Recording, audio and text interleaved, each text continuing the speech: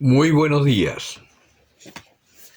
Hoy estamos celebrando a San Ireneo, un obispo nació en el 130, fue martirizado en el 200 aproximadamente y fue un obispo que defendió mucho la doctrina de la fe en contra de las herejías, los errores del gnosticismo. Hoy vamos a meditar sobre el Evangelio de San Mateo del capítulo 8. En aquel tiempo, viéndose Jesús rodeado de la muchedumbre, mandó pasar a la otra orilla. Y un escriba se acercó y le dijo: Maestro, te seguiré a donde quiera que vayas.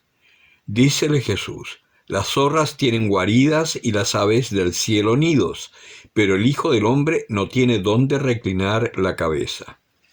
Otro de los discípulos le dijo: Señor, déjame ir primero a enterrar a mi padre. Dícele Jesús: Sígueme y deja que los muertos entierren a sus muertos. Palabra del Señor.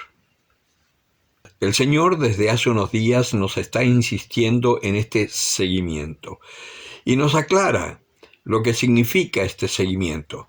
Una cosa es que nosotros tengamos una devoción particular y tengamos fe y queramos hacer la voluntad de Dios y hacemos un montón de cosas por amor a Dios. Todo eso está muy bien, pero seguir al Señor implica primero dejar tus cosas, tu voluntad. Acá tenemos dos ejemplos de los que le querían seguir. Hace un tiempo tuvimos al joven rico, etc. Lo primero, cuando Jesús le dice a este escriba que las zorras tienen guarida y los pájaros nidos, pero el Hijo del Hombre no tiene dónde reclinar la cabeza, está diciendo una cosa: tienes que dejar todos tus proyectos, tienes que dejar todas tus cosas para buscar la voluntad de Dios primero.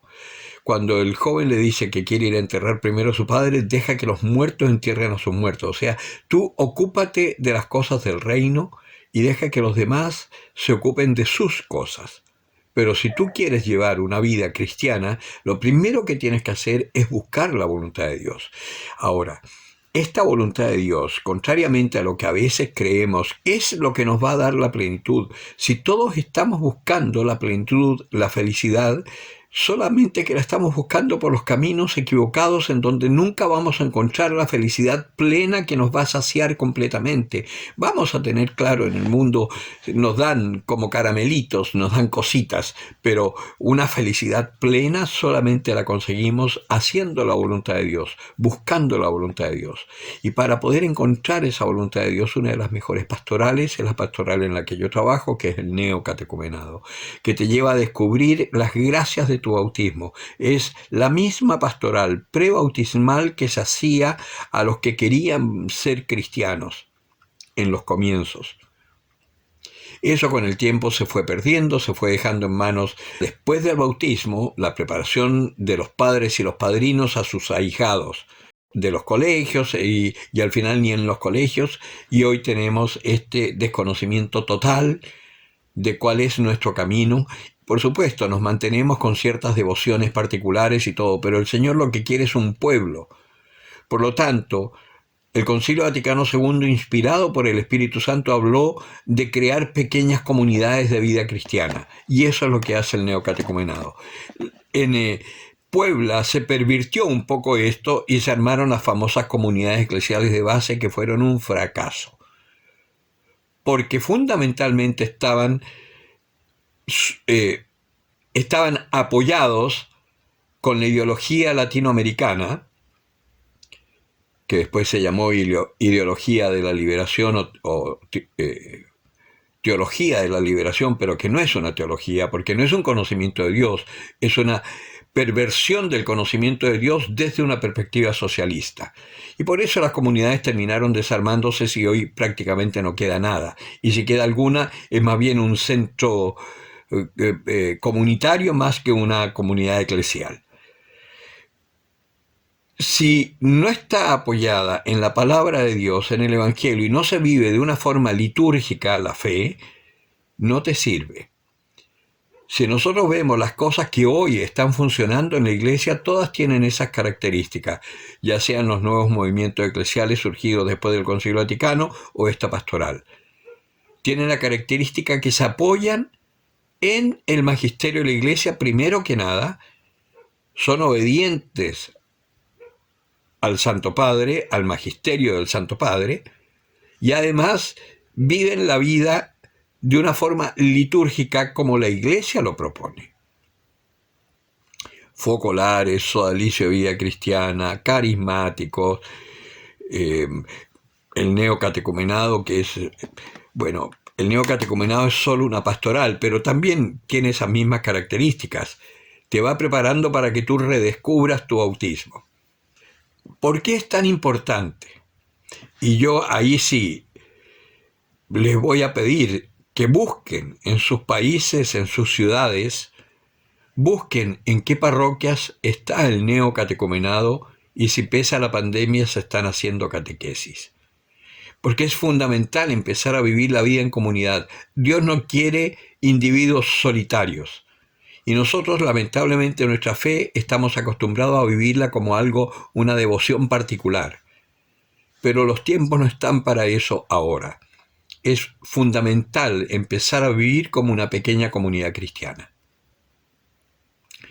donde nos conocemos, conocemos nuestros nombres, sabemos nuestros sufrimientos, nos ayudamos unos a otros con la oración, incluso económicamente, en un momento de madurez de la comunidad, se cumple lo que pedía San Pablo en la Eucaristía del domingo. Generosamente se comparten los bienes. Para llegar a esa madurez se necesita un tiempo largo de preparación. En mi parroquia, en la Inmaculada Concepción de Vitacura, en Santiago, en Chile, se están dando las catequesis respetando toda la normativa represiva que nos han puesto con los aforos y todo. Pero se están dando las catequesis. Así que si alguno se interesa, acérquese a la parroquia. Inmaculada Concepción en Vitacura, esquina Alonso de Córdoba. En Colombia, prácticamente en todas las diócesis de Colombia está el neocatecumenado. Yo evangelicé en muchas partes, ¿no? En Cali, Neiva, Pereira, Pitalito. En el único lugar donde no pudimos evangelizar fue en Garzón. Pero estuve hasta en Silvia, en Barranquilla, en Santa Marta, en Riohacha, en Maicao, bueno, por todas partes. Y sé que allí hay comunidades del neocatecumenado. En otros países, Nicaragua yo sé que hay, en Perú bastante, en fin, en toda América. Búsquenla y fórmense y formen una comunidad. No se puede vivir hoy nuestra fe así libremente. Y el neocatecumenado te ayuda a madurar tu fe y tu carisma particular, tu devoción particular. Si es de Dios, se reforzará. Si no era de Dios, el Señor te va a indicar otro camino que será donde encontrarás la plenitud que todos anhelamos. Busca, prepárate, porque los tiempos son malos y vienen más fuertes.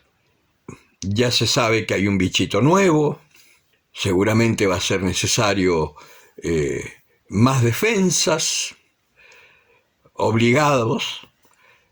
Entonces preparémonos, porque la crisis de libertad que vamos a vivir es muy dura. Y nosotros estamos llamados para dar una esperanza a nuestros hermanos. El que tenga oídos para oír, que oiga.